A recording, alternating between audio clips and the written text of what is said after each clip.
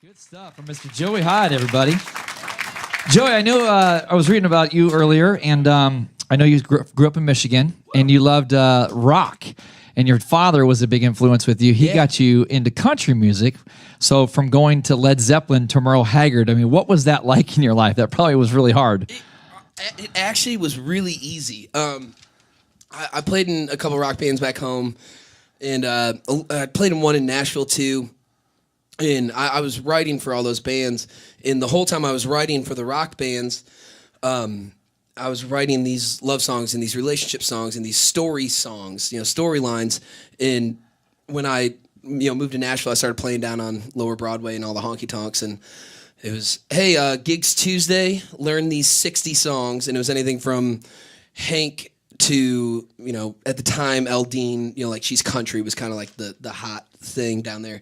And I started listening to those songs, and I was like, wait a second. All these, rock songs I've been trying to write were just really bad country songs, but that's what I'm going for. So I started digging into the country thing more and started realizing, okay, this is actually what I've been aiming at the whole time. I just didn't know it. I didn't grow up with it. So once I found it, it was like, oh, okay. It's like that breath of fresh air, I found home kind of thing. Yeah. So. Now, you've opened for the band Perry. Yep. You've opened with Lee Brice, and you just got done touring with Kip Moore. Yep. Anything you learned from them to teach you into today's success and what to do and what not to do? Yeah, and I mean, especially with those three, I mean, there's not a whole lot of what not to do. I mean, they're pretty, they're unbelievably professional and do their job really well. But especially with those three, I mean, there's such an attention to detail. That was really cool to see. I mean, they know everything that's going on around them, and seeing them kind of, behind the scenes working all of the small fine details was pretty impressive to me, just to know that, okay, and I'm a pretty hands-on guy, so I can keep doing this even as, it grows. Right. I can keep being, hands-on and keep, because especially with the three of them, their sound is so focused, their brand is so focused. Mm-hmm. And I think it's because they make the decisions. They're not letting someone else tell them, do this, and then they, okay. It's actually them doing what they feel is right. Right, what's good for them. And then with that in mind, like you said, they're so focused on something. What's the hardest part of your job now as a new up-and-coming artist and as a writer and a performer? What's the hardest thing for you now? Morning shows. Well, it's a good thing the morning bull ride ain't here with us. Yeah, I couldn't be happier that this was at 6:30, 7 o'clock. Honestly, just coming from the players' world, being a side guy, I got to see a lot of this. I was a part of a lot of this. I would be at something like this, but I'd be the guy over here playing for the singer kind of thing. So I got to see a lot of it. Sure. I think the biggest transition has been when you're over here, everyone's looking here. Right. So don't pick your nose or do something stupid. Right. Because people are looking.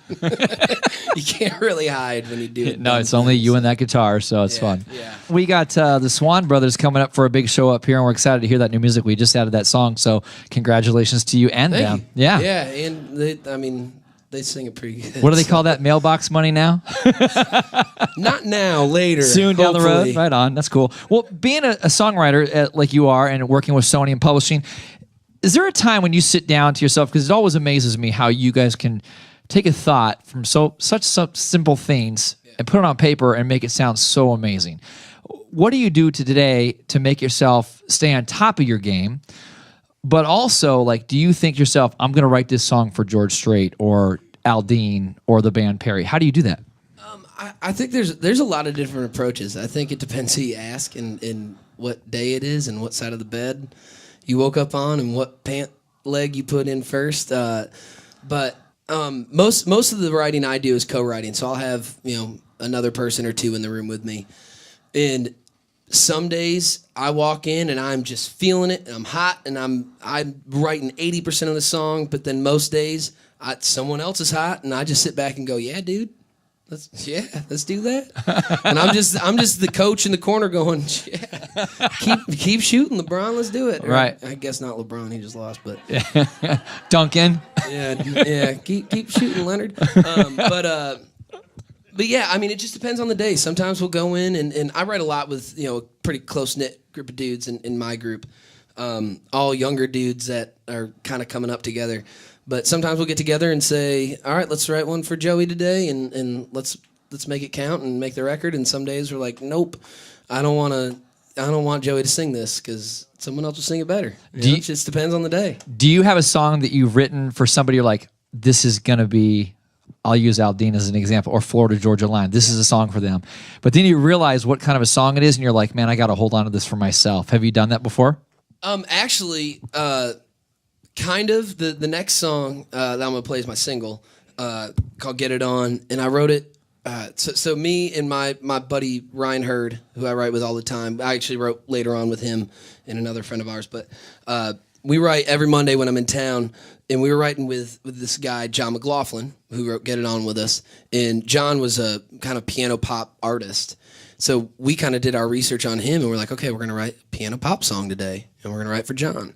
He shows up. He's like, actually, no, I want to start writing country music. So we're like, all right, change of plans. So at that point, I think I looked at Ryan and went, well, I guess it means we got to write a song about drinking by a kiddie pool, and we just started writing Get It On. So I did, like, in my mindset up front, I wasn't thinking, oh yeah, this is my first single. I was like, all right, that's a cool song, I like that.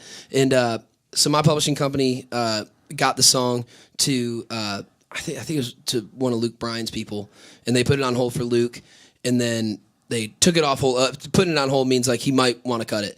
It turns out he didn't want to cut it. So then they sent it to, and I was signed at Universal already, so they sent it to my record rep over there, and he called me. He goes, what the are you doing pitching a single? I was like, ooh, I guess I might need to sing this one. So I kind of listened back to it and was like, oh, maybe this is a single for me. Okay. And, it just took some time to come around to it. Because, I mean, we're writing 100 to 200 songs a year. So sometimes things slip by the wayside, and sometimes things pop at you, and a lot of times the things that pop at you end up not being as good as you thought they were, and it just depends. Well, I got one more question for you, and then we'll let you sing one more. In all the total of songs you've written so far, how many would you say you've written so far, and do you have stacks of papers of notebooks at home stashed away that no one can find? Nope, I am not an old school writer. I'm very new school. I got my computer, and I have a documents folder labeled by the year that I wrote. I'm a little OCD with that stuff. So. And you have about 10 backup drives just in case, right? Yeah, I actually do. I have it backed up on my phone, on an external, on the computer. All right, yeah, but good. All right, well, ladies and gentlemen, put your hands together one more time for Mr. Joey Hyde.